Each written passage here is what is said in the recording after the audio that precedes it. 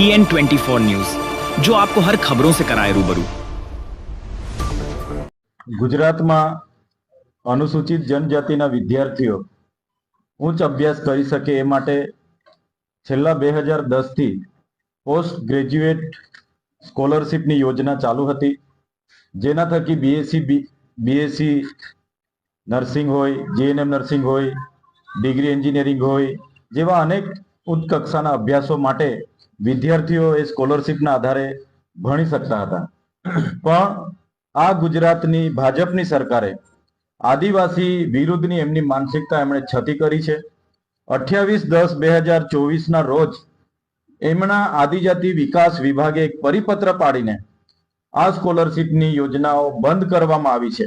જે પણ વિદ્યાર્થીઓ મેનેજમેન્ટ કોટામાં એડમિશનો લીધા છે, તમામ વિદ્યાર્થીઓ માટે આ સ્કીમ બંધ કરવાથી જે પણ ફ્રીશીપ કાર્ડો મદદનીશ કમિશનર આદિજાતિ વિકાસ વિભાગ દ્વારા વિદ્યાર્થીઓને આપવામાં આવ્યા છે, મેનેજમેન્ટ કોટામાં અભ્યાસ કરનારા વિદ્યાર્થીઓ માટે એ ફ્રીશીપ કાર્ડ હવે ચાલતા નથી। સાથે જે સ્વનિર્ભર કોલેજો હતી, જેમણે મેનેજમેન્ટ કોટામાં વિદ્યાર્થીઓને એડમિશનો આપ્યા હતા, એ કોલેજો હવે આ આદિજાતિ વિદ્યાર્થીઓ પર પ્રેશર લાવી રહી છે કે તમે કાં તો રોકડા ફી ભરો, કાં તો તમે તમારું એડમિશન કેન્સલ કરાવો, અને ડોક્યુમેન્ટ પણ રિટર્ન કરી રહી છે। તો આની અસર ગુજરાતમાં 50 થી 60 હજાર વિદ્યાર્થીઓને થઈ છે। અગાઉ દિન 15 પહેલા અમે બિરસા મુંડા ભવનનો ઘેરાવો કર્યો હતો અને 15 દિવસનું અલ્ટિમેટમ આપ્યું હતું।